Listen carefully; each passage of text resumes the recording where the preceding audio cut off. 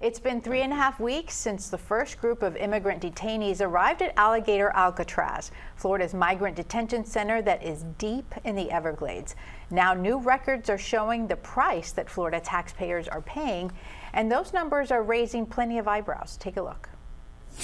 In just the last 30 days, Florida has spent more than $200 million building the facility, and most of the money went to no-bid contracts. State officials had insisted that infrastructure was already there, but documents appear to paint a different picture. Asphalt was poured, equipment was flown in, guard towers were built, all of it under a disaster declaration.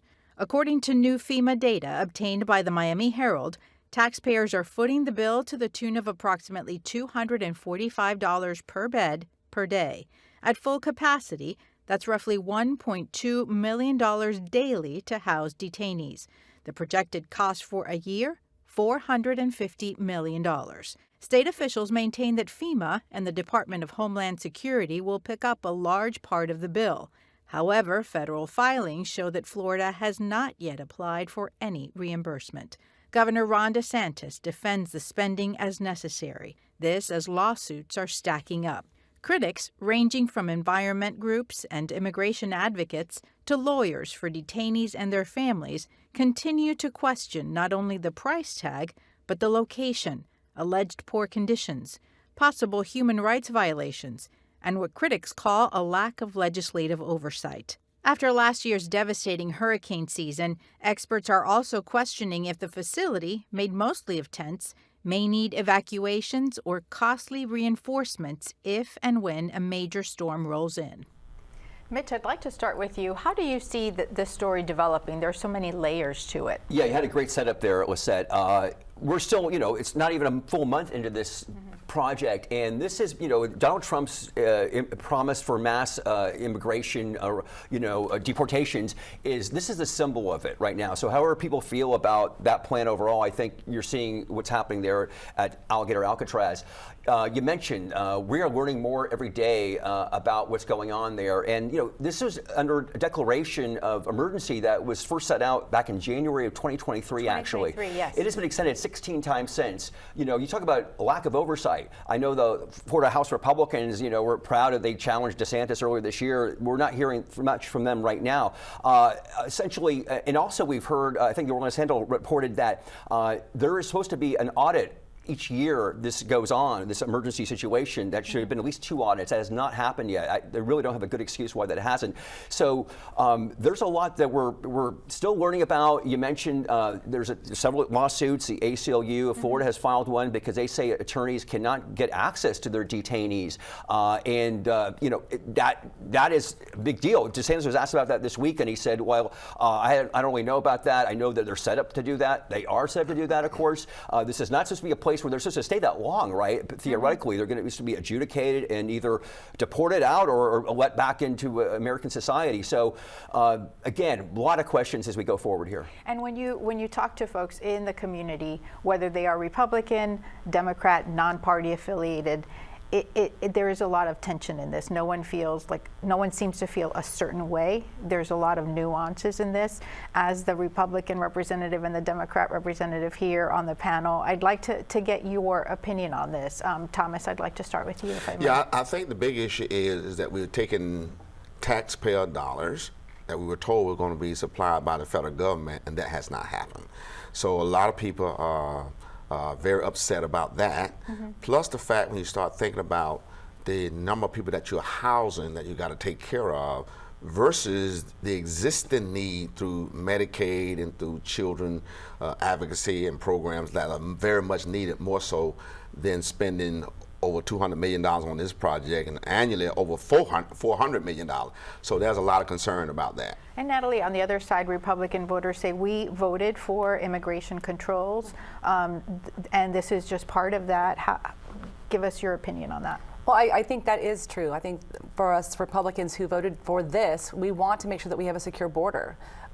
Having a secure border also means that we need to address the issues of those who have already come across this border. So it is a lot of money, but it is a cost of having an open border.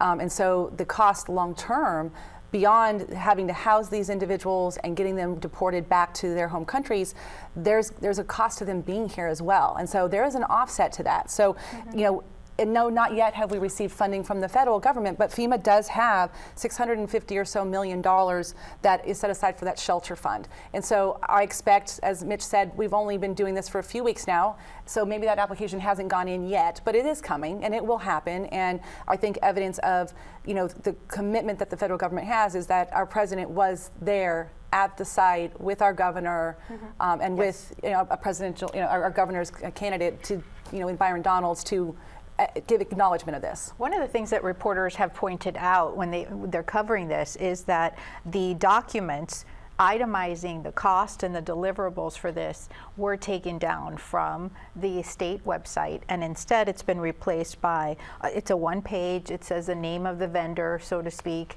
and the amount that was charged, and then the date that it was signed. There's no longer this itemized listing of things, and many of them find that unusual. Well, the thing is, and we're going to talk about this in a moment about the DOGE effort, that's all about accountability theoretically. So why not accountability for the executive branch here, right? And that's why I think when you mentioned this issue about some of these documents being taken off the website, which is supposed to be publicly available for all to see, to strip some of that out is like, what are you doing? What are you hiding? The governor talks about that with some of the local lawmakers. They say they should be proud of what they're spending, nothing to be shy of here. And I think some of those local lawmakers will agree with that. So let's see the same thing when it comes to what they're doing here. Interesting, I asked DeSantis, he was here last week at a press conference, and they talked about having a second facility at Camp Blanding, and that may not happen now, or at least there's no big urgency for that. They've been talking about that for a while. Right, and then maybe a third facility, and there's no real talk about that right now because Alligator Alcatraz is not completely filled right now, and he said there's no reason to go start building something up there if we don't really need it. So he is as we know, top, this is the biggest thing for him. He had that special session he wanted to start in January, prepared for the Trump administration coming in, doing this. So whether we'll really need more also remains to be seen. Colby?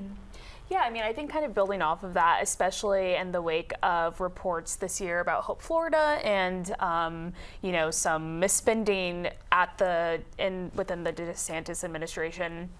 I think that reporters are really trying to approach the story with an accountability lens and have continued to struggle getting access to the facility, have struggled to make contact with detainees.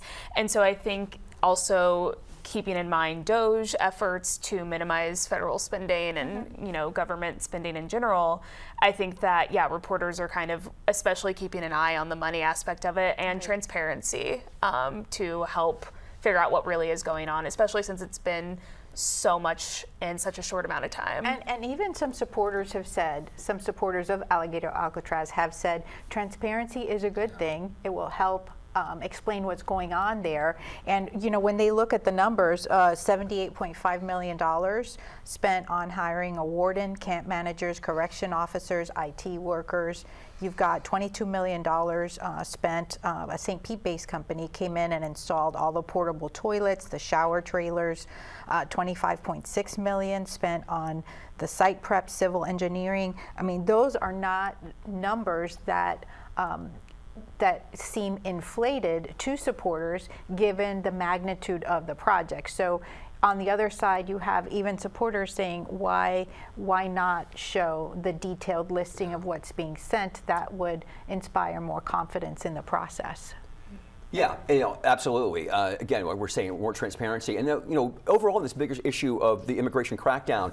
Interesting that President Trump's numbers have gone down somewhat on this issue. Natalie's absolutely right. Immigration was top along with inflation last year. Joe Biden, the Trump administration is doing an incredible job at stopping people coming across the border. That is a fact. The statistics show that. What a lot of folks are having an issue with, of course, is basically anybody whose status legally is questionable is being detained, or seemingly, right? Because and it's more and more than people, obviously, who have done criminal offenses. And Tom Homan was here in town a couple weeks ago at the Charlie Kirk event at the Tampa Convention Center. He basically said flat out, if you're, everybody's on the table here. So, it's kind of conflicting where Americans are at on this issue. I think Americans absolutely knew that this was a problem in terms of mass immigration here, but the way the Trump administration is handling it, I think that there's some questions there, and this is only going to get bigger, though, right? The big, beautiful bill included Yeah. a lot of money for ICE, more money they've ever had before.